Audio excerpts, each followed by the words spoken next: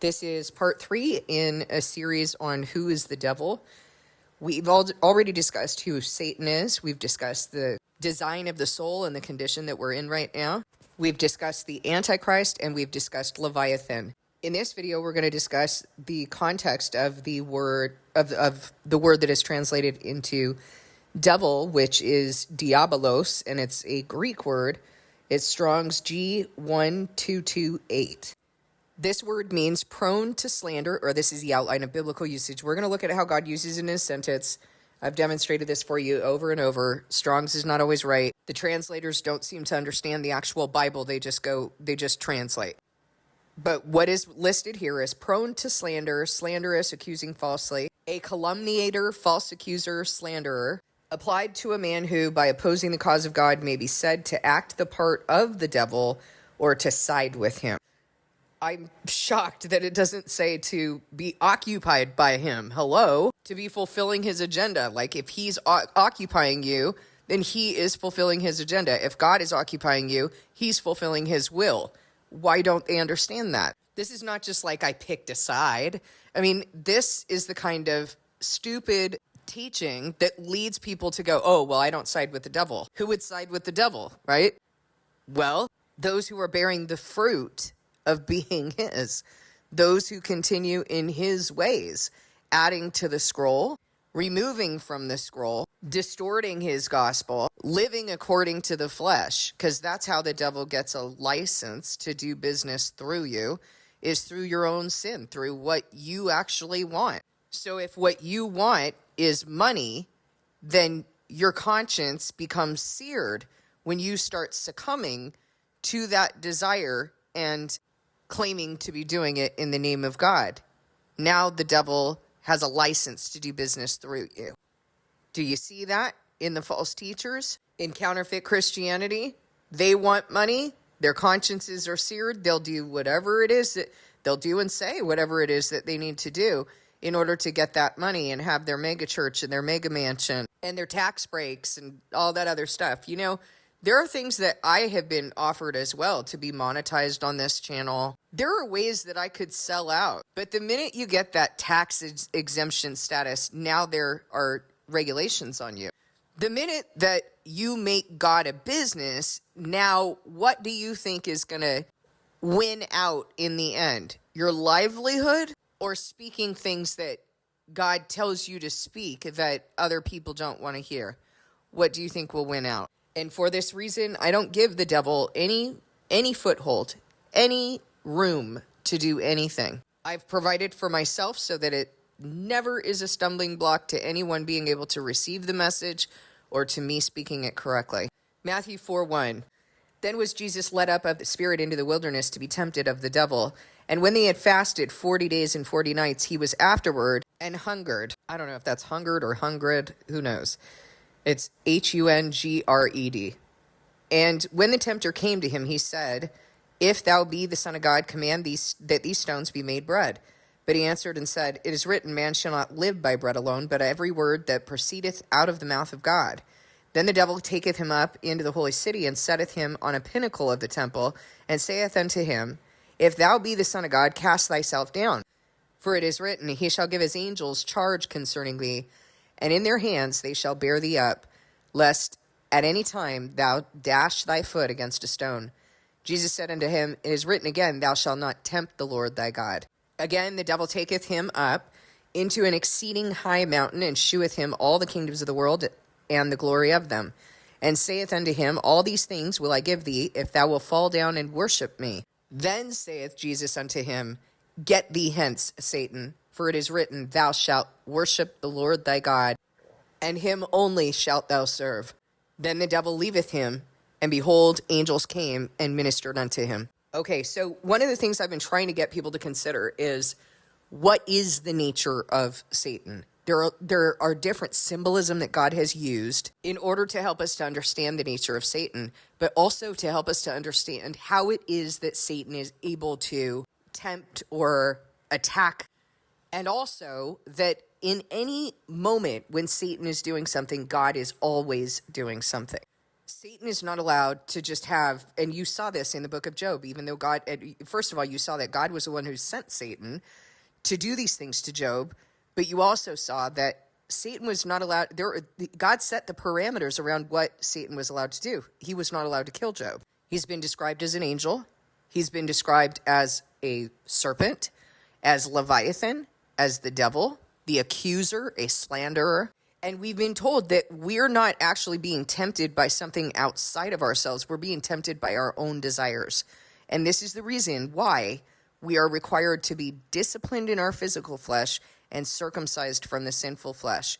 And in order for us to be disciplined, we can't live in that flesh, which is what the world tells us to do.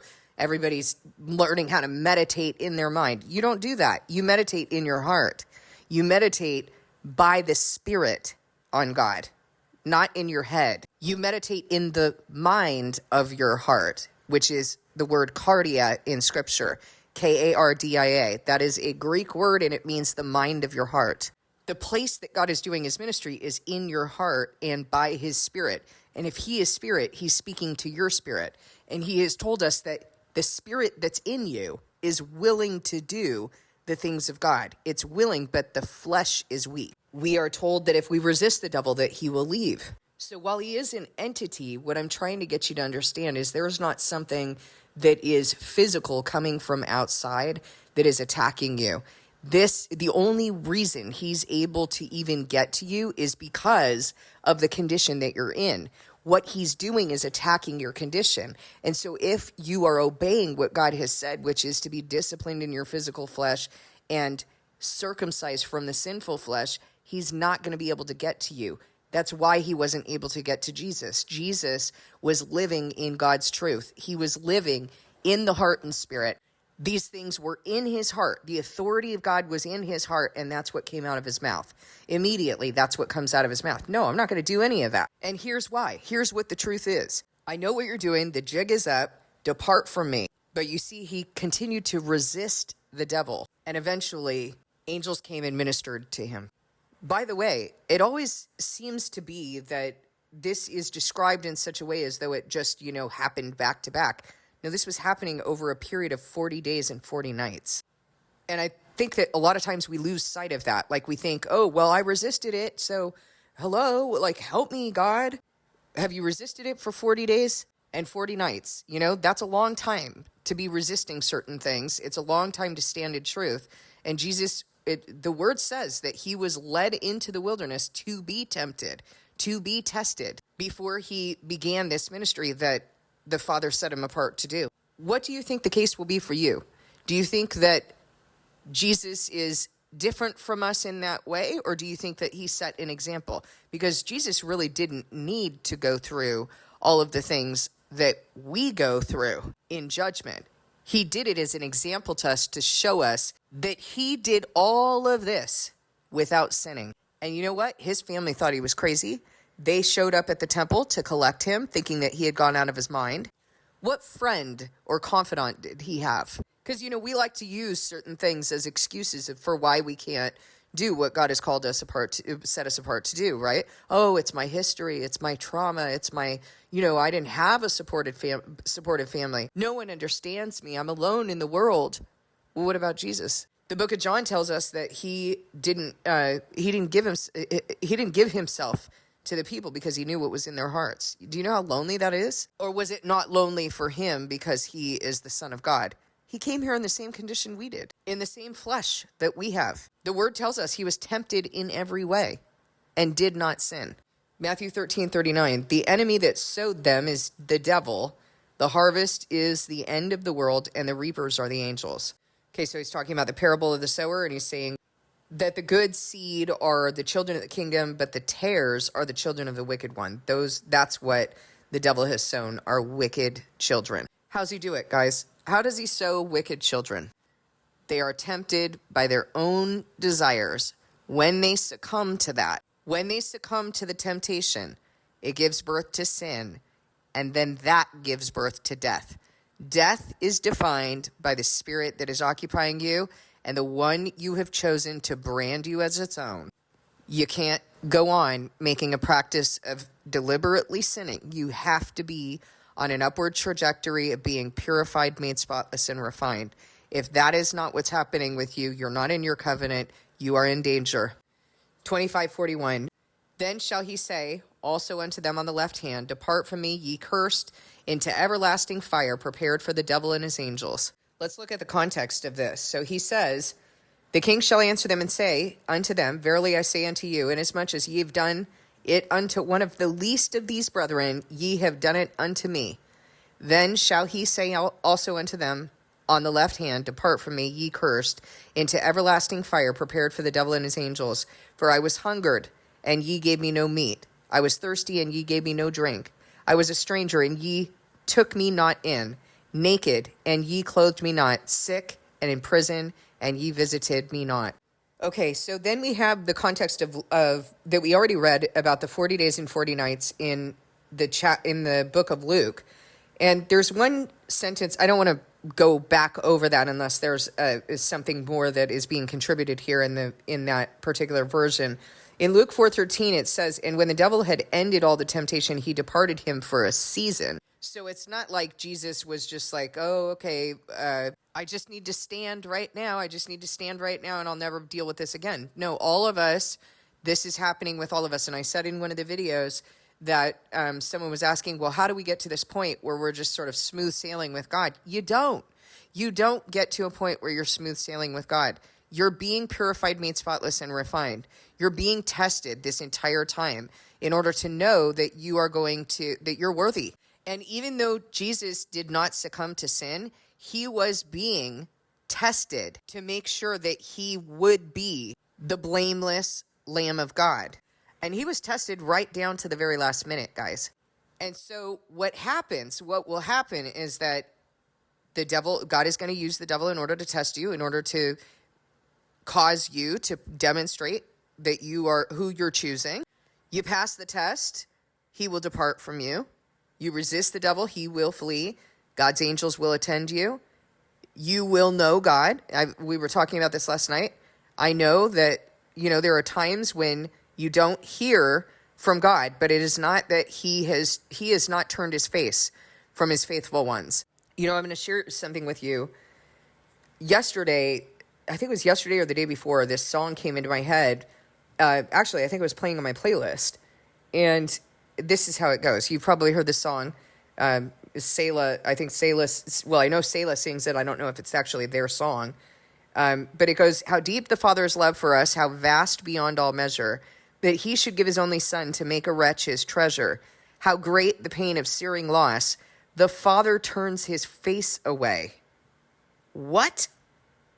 The Father turns his face away? The only time I ever see that the Father has turned his face away is for the wicked, when he's punishing you. And I felt like this welling up of anger from God. And I started taking up with him. I was like, I've always thought this was a good song.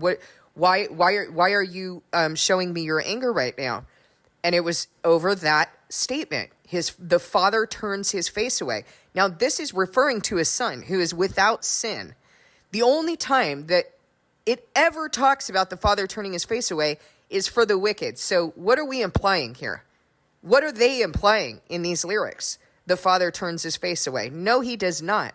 He does not turn his face away. And what he was letting me know is not only the faithfulness of him to his son, but the faithfulness of him to me right now as I'm suffering. What kind of nonsense is that to teach people, to even speak about God, that he would turn his face away from those who are faithful to him?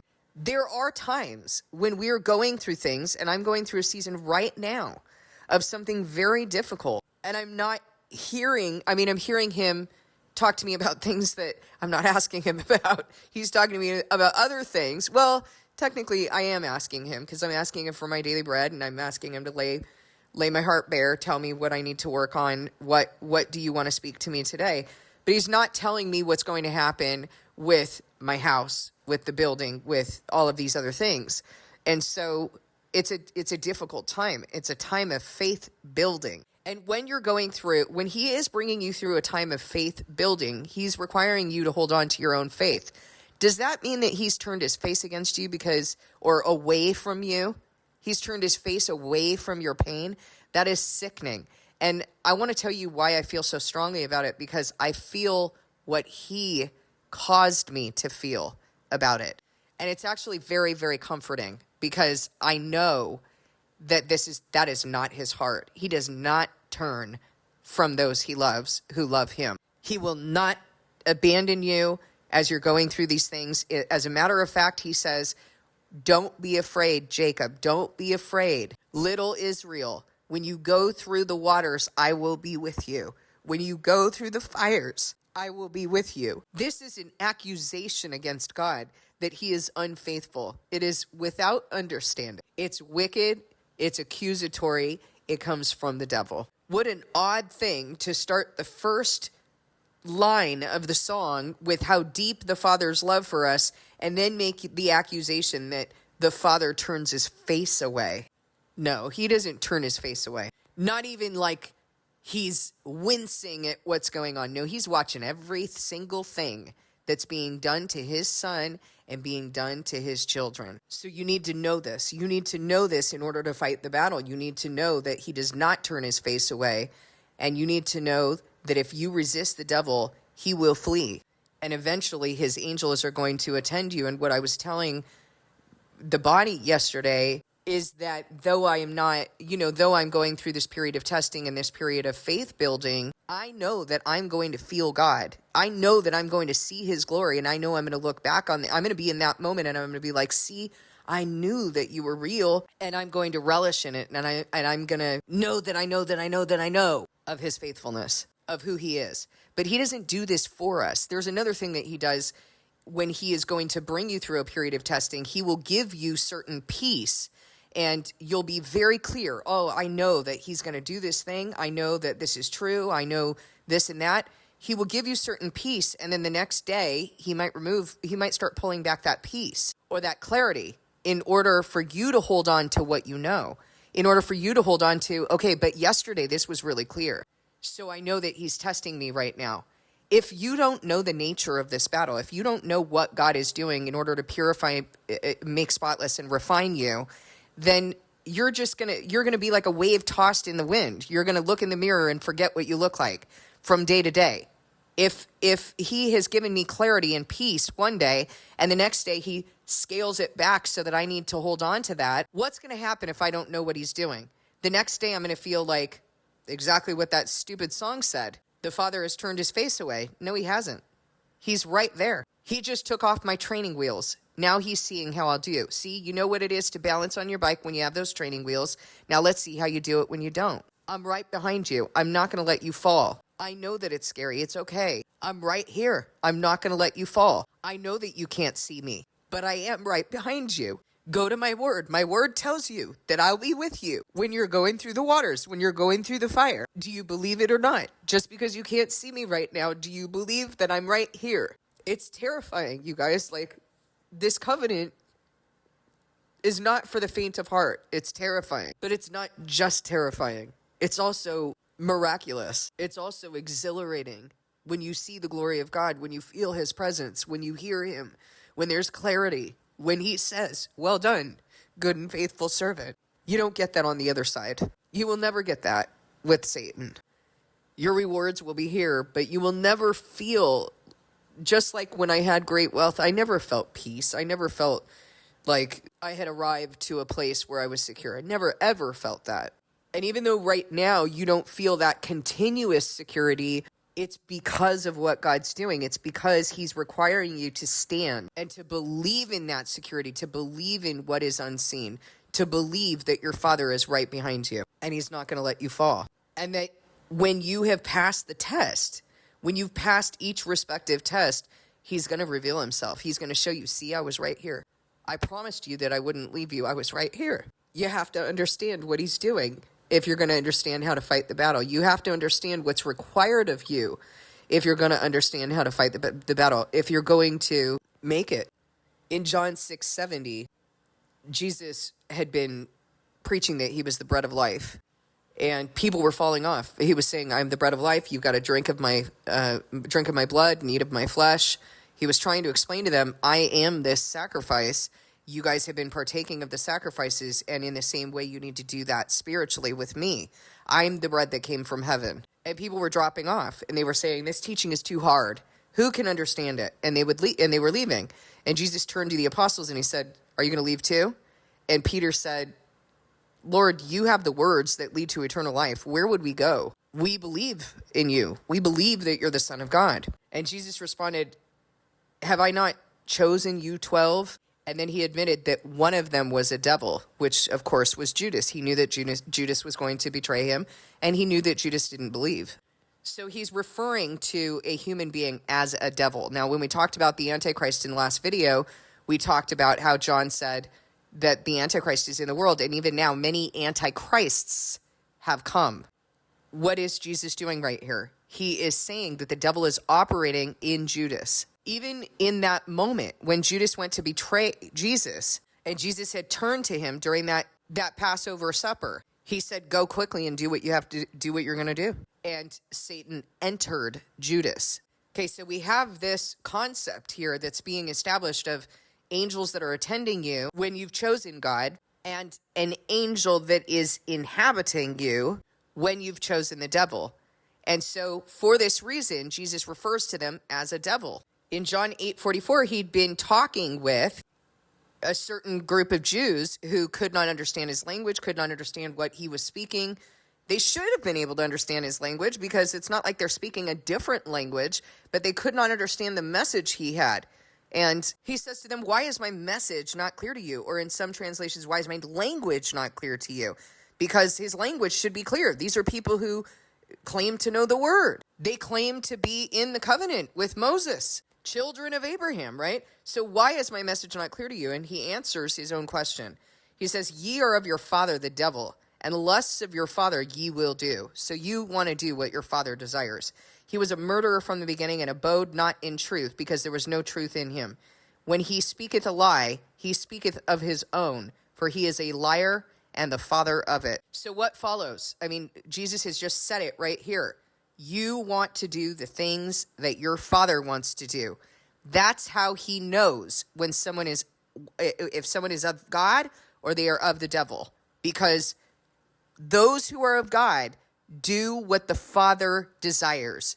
They do the will of the Father. It is impossible to please him without doing his will.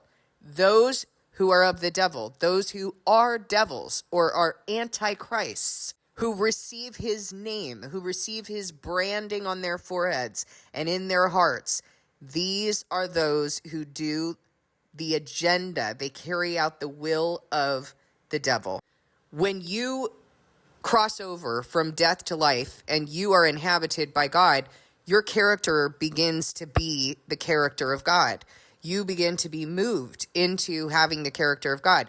He takes sin off your tongue. He removes that spirit of fear. He begins to move you in love, and he begins to move you to follow his laws and keep his decrees. That's what's written in Ezekiel 11 and also in chapter 36.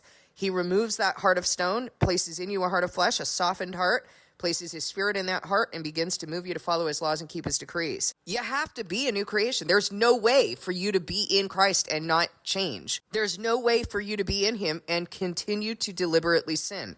That's what John told us. So your character becomes the character of God. And likewise, when you are inhabited by that spirit of Satan, your character will become the character of Satan. Now, when I was in psychology, they had what they called characterological or personality disorders. What are those then? If we know the truth in the word, then what are those? What is happening in a person who is being characterized as narcissistic, for example? Someone who is a liar, wants glory, wants people to worship them, rips the rug from under you, they're abusive. What is that? What is that? Where is that character coming from? A diagnosis? A personality disorder? Really? Were we so bored with God's word that we had to make up a different truth? No, it comes from the character of Satan. That's what's going on in that person. And by the way, if you know that and you keep being attracted to that, then at some point you're going to have to take a look at what's going on in me, that the spirit in me is attracted to the spirit in these people. Because I've heard way too many people tell me, oh, I've been in relationships with 25 different narcissists. Well, you're the common denominator there, honey. Something's going on in you that you need to address, and it's probably idolatry. Because narcissists love to flatter you until they had got you, and then they rip the rug from under you, and that's exactly the strategy of Satan. So what are you doing on the other side of that? You enjoy that flattery. You enjoy an inauthentic relationship in which the narcissist, so-called, is setting you up as an idol. So what's going on there in your own sin? What do you need to address so that you can break that pattern? So that this is no longer a stronghold in your life. You need to return to God and stop acting like you are God or some other person is God. That is the issue that's going on there. It's also the reason why psychology cannot cure any of these things. It just becomes this so-called issue, so-called disease, or so-called disorder that needs to continue to be managed. And really, it's not being managed at all. And when a person gets worse, what psychology says is, well, that's just the course of your disorder. It's not really going to get better. We're just sort of managing it. There is no cure. Well, if you know what it is, then there is. When you don't know what the actual problem is and you continue to speak on the authority of the world, that's the reason why you're not going to get results. Because you can't possibly understand what the solution is if you don't understand what the problem is. And this is what people are handed over to. When they speak on the authority of the world, when that's what they prefer, that's what they're handed over to. You know, when Freud started saying, oh, the id, the ego, and the superego, he just, rewrote everything that God basically had established regarding the flesh, regarding our personal accountability, rewrote it so that, because you evolved, no worries, this isn't about the flesh. It's not about you needing to deal with your sin or circumcise from the sinful flesh, discipline your physical flesh. Oh no, it's an evolutionary, these are drives. This is the id. Well, now you have no solution. And the thing that's amazing to me is that people don't even understand what the flesh is. Like, they use that word, but they don't even understand that there's two different types of flesh that God's talking about in the Bible. There can't be one, because one's disciplined and the other is cut off. It's impossible for you to be disciplined in a part of your body that is cut off. So one's disciplined, the other is cut off. And the reason one is disciplined is because it's vulnerable to that sinful flesh. And also, by the way, when you're disciplining something, you can't say to that thing that is undisciplined, discipline yourself. So all of these modalities that teach you how to meditate in your brain, in your head, in your carnal mind, the power of the mind and body, isn't that what you hear all over science? All of these disciplines that teach that are teaching you to remain in the place where you're attacked, the place that is vulnerable to the sinful flesh. You never get into the heart and spirit so that you can be disciplined according to God's spirit. You can't receive him in the flesh. The flesh fights against the spirit of God. Do you understand?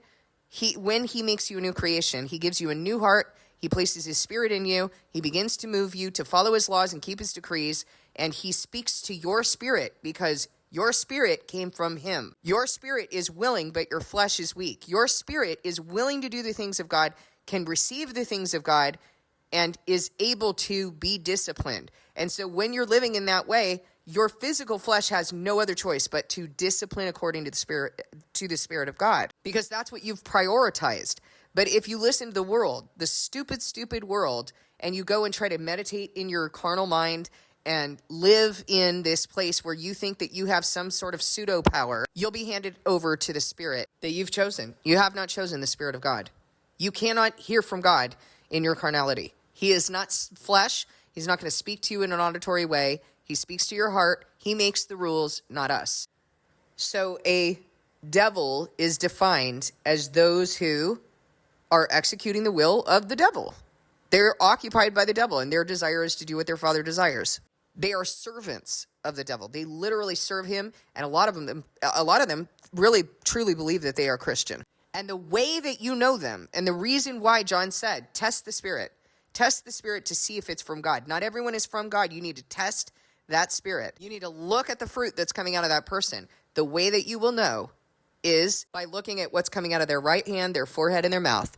Their right hand being their deeds, their forehead being their thoughts and beliefs, and what they profess. And if those are not all congruent with one another, all you're getting is lip service. And if you see that that person has made a mistake and you confront them and they decide to justify themselves instead of speaking on the authority of God, correcting themselves that they've been wrong, or explaining why it is based on the authority of God, why it is that they do these things. Not, oh, well, I celebrate Christmas because I'm celebrating Christ in my heart. I'm celebrating what? Lifting up a pagan holiday to Christ? I don't think so. Adding to the scroll? Adding it to what he has commanded? I don't think so. That's a justification of self. That's a person who is just merely concerned about justifying themselves, and they're deluded because you can't justify yourself. Christ is the only one who can justify us. John 13:2, and supper being ended, the devil having now put into the heart of Judas Iscariot, Simon's son, to betray him. Okay, that was that part where I was telling you that when the Passover was ended, that Satan entered Judas. Acts 10:38, how God anointed Jesus of Nazareth with the Holy Ghost and with power, who went about doing good and healing all that were oppressed of the devil, for God was with him. Okay, so Paul said that God sent a messenger of Satan to torment him. We know that King Saul, when he rejected God, he was sent a spirit to torment him. Now, with King Saul, it was kind of a different thing. With Paul, we know that with King Saul that he had rejected King Saul because King Saul had rejected him. He had spurned him and he didn't follow his instruction. And then he tried to justify himself by saying, oh, look at all the sacrifices we brought for God. No, God told you to kill all of the livestock and the people. You did this for yourself, and now you're trying to do it in the name of God, right? You're using God's name in vain. Paul, on the other hand, was given this spirit to torment him or to buffet him, to kind of beat him down into a weak position. In order for God's power to rest on Paul, he had to remain weak. I have a similar thing. I have some things that God does in order to keep me low. They're very annoying. I hate it. And yet I know that I have to be in this weak position. And it is a thorn, or is sometimes described as a thorn or an affliction, to keep us from becoming conceited. Now, people always want to talk about Paul with this, but David had a thorn. Jeremiah also was persecuted. All of God's people are going to be persecuted, and they're going to be brought low. This is not a new thing. It's not just a Paul thing. This is what God does to his servants. For a long time, I was of the belief, of the mentality that, why do you have to do this to me? Because I thought it was an option to not have an affliction. When are you going to heal this, Lord? When are you going to be done with this? When are you going to stop doing this to me? When? And I'll tell you something, God actually told me that this was going to be a thorn in my side before I even knew what a thorn was. I didn't even know the Bible yet. He told me that this was going to be a thorn in my side. And in fact, when he healed me, he said, this will only be a thorn in your side. So he left something with me in order to keep me low.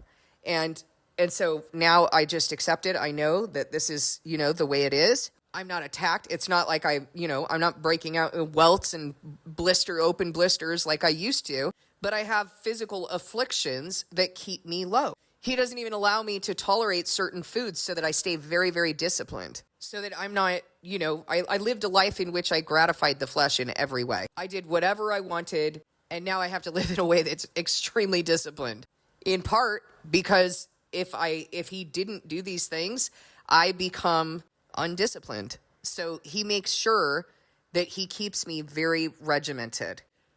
For one, he does this in love because he's not going to lose me. He's going to keep that sheep. He's going to keep me in with him. But for another, I can't serve him, and he's already counted the cost. So me having been an unruly calf all my life, he knows that I have the capacity, I have the ability to just go off and do my own thing and think that I'm good. So he set up the parameters. I want you to know that if you're going to serve him, you'll have some too. You'll have something. There'll be something that he will do with you in order to keep you low. If you don't think that that's true, you should read the Psalms. You should read all of the stories of the prophets. You should read what they went through, living in the wilderness, having pits dug for them, being chained in the courtyard. Those who go up in the resurrection, in the first resurrection, are defined as servants of God. If you're not serving, you won't go up in the first resurrection. And if you're serving, you'll experience affliction and persecution and weakness. Your power is going to be broken. In fact, in Daniel 12, it says that all of these things are going to continue until the power of God's holy people has been broken. So you're going to be brought really low. And in Deuteronomy 32:36, it says, "For the Lord will vindicate his people and will have compassion on his servants when he sees that their strength is gone and there is none remaining." Okay? So it's not like you're just skipping through this covenant. It's a very difficult covenant. And the word tells us that it is. The word tells us it's hard for the righteous to be saved. Okay, so when he says in Acts 10:38 that people were oppressed of the devil, is this something that the devil did, or is it something that God sent? Because when Jesus was healing people, he said, now stop sinning or something worse is going to happen to you. Go and repent. Go return to God. There is an implication. And even when the disciples asked him about the blind man, they said, did this man sin or did his parents sin that he was born blind? In that situation, that was being done for the glory of God. But the majority of the time that people have major issues, like they have sickness and illness and disease, what is happening is that there is an issue of sin. There is a correlation of sin. Even in my thorn, guys, even in the thorn that I have, and inherent in what Paul was saying when he said, this has been done to keep me from becoming conceited, what Paul was saying is, I have a proclivity to become conceited. I'm telling you right now, I have a proclivity to become an unruly calf and start gratifying every whim that I have. That is why I have this thorn. It's not because God gives grief willingly. It's because he has to give me this affliction in order to keep me in line. And that's exactly what Paul was saying as well. He had to give him that affliction in order to keep him in line. So the attitude, the reason I'm making such a point of this is that the attitude of counterfeit Christianity is that people are being oppressed of the devil. And Jesus said about that woman, well, should I not allow this woman, I think she'd been oppressed for 13 years, who had been oppressed by the devil for that amount of time, should I not heal her on the Sabbath? Well, yeah, she's been oppressed by the devil. Yes, this is tormenting her. And also, and. The devil can't do anything God hasn't told him to do, can he? So yes, Jesus healed her. He took compassion on her. But there has been a plan of God. And whether it's for him to reveal his glory, whether it's to, he revealed his glory with Job. He brought a lot on Job. And we've been learning from Job for thousands of years since. And when he finally revealed himself to Job, he said, who is this who obscures my plans with words without knowledge? So inherent in his statement is, this has been my plan, Job. What are you speaking against? My plan. In Jesus healing that man who was blind, he was revealing the glory of God. He was revealing that he was the Messiah, that he could heal the blind. And even when that man went and stood before the Sanhedrin, he said that. Has anyone ever heard of anyone healing the blind? Who's ever given sight to the blind? Because they were asking him, well, who is this man? What does he do? And he says, he's a prophet. And so the Pharisees got angry. And they said, oh, you're testifying to this man. And the man was like, what do you mean? You're asking me who this man is? I'm telling you he's a prophet. Who has ever heard of someone giving sight to the blind? That was for the glory of God. There are a lot of people, wanting to take that route. Oh, that's the reason why I'm sick. It's for the glory of God. And usually this is coming from a wicked heart that doesn't want to admit that they've sinned. Doesn't want to admit that God would, he would take up what they're doing with them in this way. All fine and dandy for the rest of us, but not for them. If you're struggling with something like this, return to God. Ask him, why is he doing this? Ask him to lay your heart bare so that you can understand what he's dealing with you on. No one seems to want to deal with this. And even worse, when it has to do with their children being sick, even though God has said that he sends curses to the third and fourth generation of those who hate him. Even though in that situation with that man who was born blind, the apostles, it demonstrated that inherent understanding by saying, who sinned, this man or his parents, that he was born blind? They were demonstrating that they understood something and that these were the only two options up until that point. Up until Jesus came, everybody understood that having that kind of an affliction, having disease, having illness, being born with something like this had to do with sin. It had a direct correlation with sin. And when that man stood before the Pharisees, what did the Pharisees say? You were born in sin. That was their comeback to him telling them that Jesus is a prophet, for them to condemn him. But there was an understanding. So I'm driving this point home because that understanding has been lost today. Anytime that I talk about this, people post on the channel, stop this destructive teaching. What is destructive about teaching based on the Bible? I'm showing you where it is in the Bible. Those are people who will not accept truth. They don't love truth. If I were speaking on my own authority, it'd be a different thing. But if I'm telling you where this is in the Bible, then what's your problem? You know what I mean? What would be that person's problem? I'll tell you what their problem is. They don't love truth. They would rather deny the power of God and maintain their appearance of godliness. The word tells us that in the end times, there are going to be people who have the appearance of godliness, but deny his power. They deny his sovereignty. So who sent it then? The devil sent it? In the devil's sovereignty, he decided you're going to have this disease, you're going to have this illness. No, God sent it, and you have to take that up with him. Acts 13:10, and said, O full of all subtlety and all mischief, thou child of the devil, thou enemy of all righteousness. Okay, so a devil is an enemy of all righteousness. Wilt thou not cease to pervert the right ways of the Lord? So we get from this sentence that the devil is an enemy of all righteousness and perverts the right ways of the Lord. The word says that there is a way that seems right, but in the end it leads to death. Take a look, guys. Take a look at what's calling itself Christianity today. There is a way that seems right, but in the end it leads to death. Ephesians 4:27, neither give place to the devil. Again, command, be totally circumcised from the sinful flesh. Do not even give the devil a place. Do not separate from God. That's something I've had to really pay attention to, really learn. One of the first things he taught me was never turn your face from me. And the other is never separate from my spirit. So if I want to go check the news, I stop and I check my heart to see why I want to check the news. Is there something that am I trying to control something? Am I trying to figure out what he's doing? Or am I going to inform myself? And so I stop. I check my heart, I pray, and then I enter into that with him. Because otherwise, what happens in my heart is that I can go and start, thinking, justifying myself and saying, oh, well, I'm just, looking at what God's doing right now. But sometimes I'm separating from him. Sometimes I'm distracting myself. Sometimes I'm dealing with my anxiety in the moment about something by going and checking out and doing something else. I have to watch the way that I eat, not just what I eat, but the way I eat, because I can use that too. So I know that these seem like simple things, but they're big things. When you're becoming circumcised to him and consecrated to him, you belong to him. So everything you do belongs to him. And so if you're using something as an idol, if you're using the news as an idol, food as an idol, whatever it is, information as an idol, if you're using it incorrectly, what's going to happen is that you're going to separate from him and you're going to start replacing him. And this is a slippery slope. Don't give any place to the devil because he will take over. He will be like that lump of leaven, that lump of yeast that's being worked into the dough.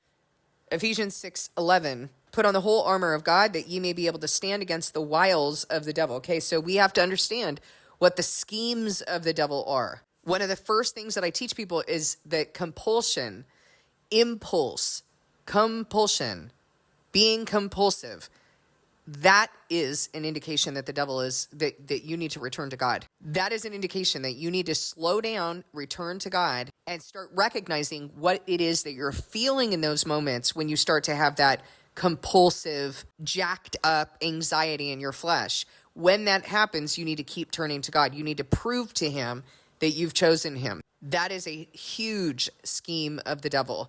He jacks you up in the flesh in order to cause you to come out of the heart and spirit, to turn towards him and to turn towards sin. And one of the biggest things that you will turn towards are idols to soothe you because you're feeling uncomfortable. You're feeling fear, a spirit of fear, and you start to do things in order to soothe, like set yourself up as an idol or go to other idols to soothe you.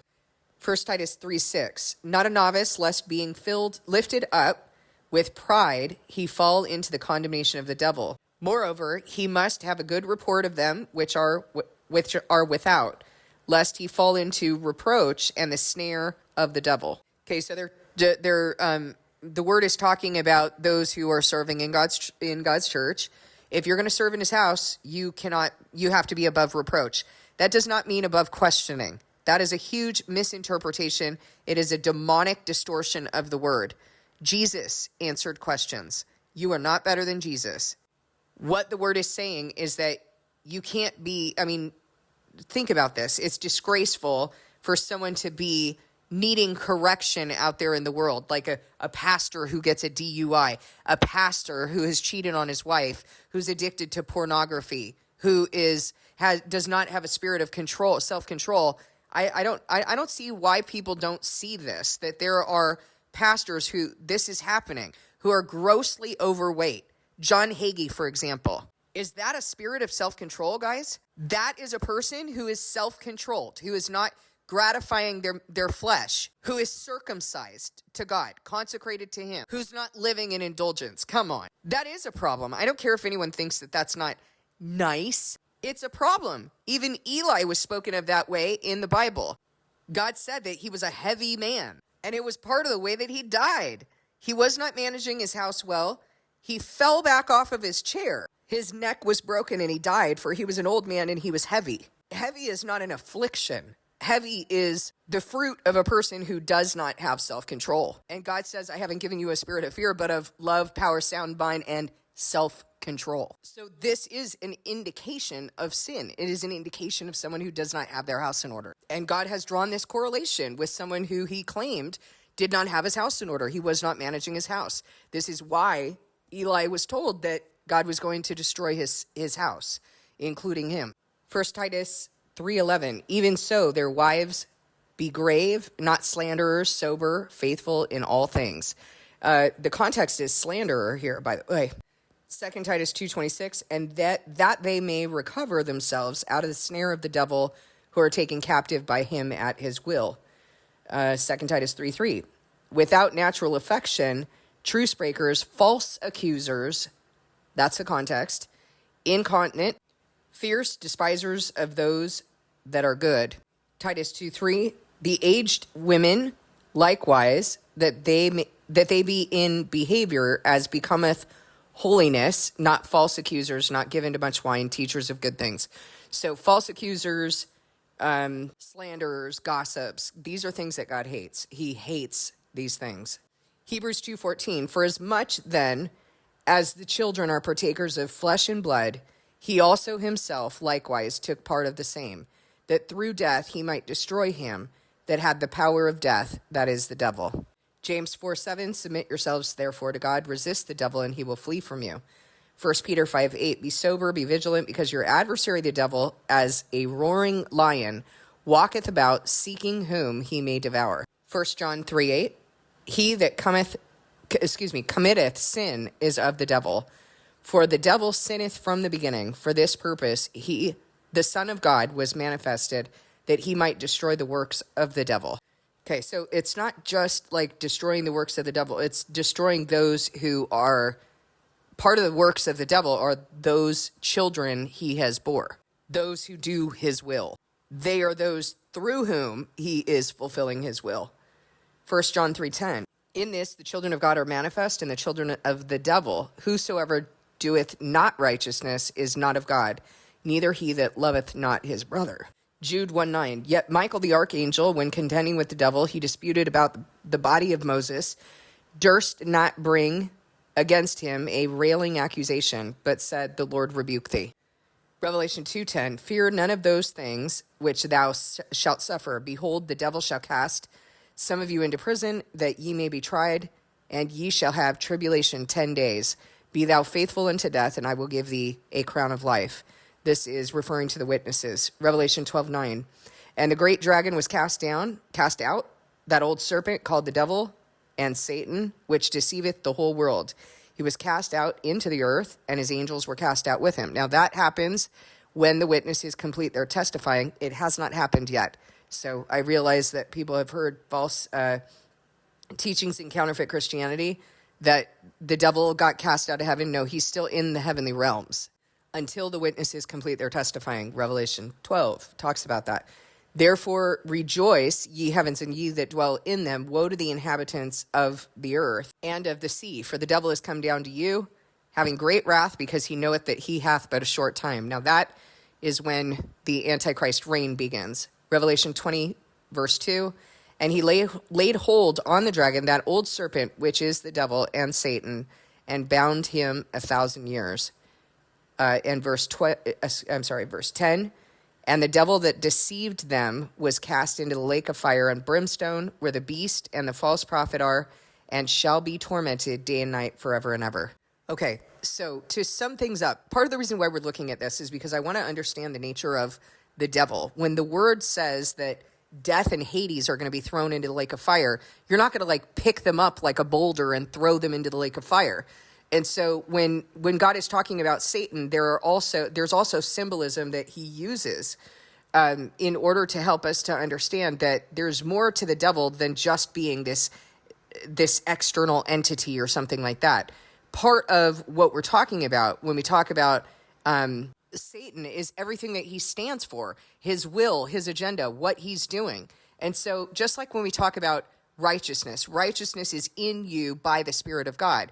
Evil is in you by the spirit of the devil. We also talk about the spirit being willing, but the flesh is weak. So the spirit in you comes from God, but that flesh, the sinful flesh, is also part of your condition right now from which you need to be cut off. So if you are circumcised from sinful flesh, that is a sign between you and God. Do you understand? A sign. It means it's a covenant. It is an indication that you are fulfilling the covenant of circumcision, which means that you are circumcised from the devil and everything that he stands for, the world, the flesh, all evil, all deception, but that you are demonstrating that you have 100% chosen God by being circumcised, 100% circumcised. There's nothing that you're holding on to. So I've done videos, I've spoken with people about this many times. The one thing that you're holding on to, the one thing that you are keeping in your closet that you refuse to deal with will be the one thing that takes you out. Because God has not said that, he's made it very clear when talking in Revelation 3 about being lukewarm or adulterous or a prostitute or double-minded. He has made it so clear that you have to choose him 100%. Like there can't be that little thing. And indeed, if there is that little thing, he is going to bring you so low if you even make it. It can't be that little white lie. It can't be that friend group. It can't be that counterfeit church. It can't be any little thing that you're not willing to deal with in order to be his. Please hear what I'm saying. That one thing will take you out. And we have seen it in the body. We have seen it many, many times. The one thing, arrogance, pride. You still want that glory in the world. Oh, you want everyone to be like, oh, you speak Hebrew. Oh, my goodness. You have something to teach us. Based on what? The authority of the world? If God wanted us to know Hebrew, he would make sure that we learned it. Not everyone has the ability to speak Hebrew. I mean, we've seen stupid things like that. You can see very clearly when you read Strong's Concordance that there are so many times where the translators are wrong because they're speaking on their own authority rather than understanding the context of the word. That's why I go through every single scripture and I don't just say, you know how much easier it would be for me to just say, oh, okay, the outline of biblical usage is this, and just to rely on man's authority. No, we don't do that, guys. So there have been arrogant people who think, who wear this thing as a badge, like, oh, I'm so godly because I'm learning Hebrew. No, you're not. A lot of what you're ingesting has to do with rabbinical commentary and what they've had to say about what words mean. Why don't you look at what God has to say? How did he use it in a sentence? These are things that will take people out because it's coming from a place of arrogance and wanting glory for yourself rather than wanting glory for God. So when it has come down to it, these are the very people who will argue their position based on, oh, and then this means this, and it comes from the origin of blah, blah, blah, blah. I mean, who cares? Who cares? Meanwhile, the rest of the body is telling you, no, but this is what it says in Scripture, and this is and they're arguing on their own authority. These things will take you out. Please ask God to lay your heart bare, because that one thing will take you out. Please discern this message with God.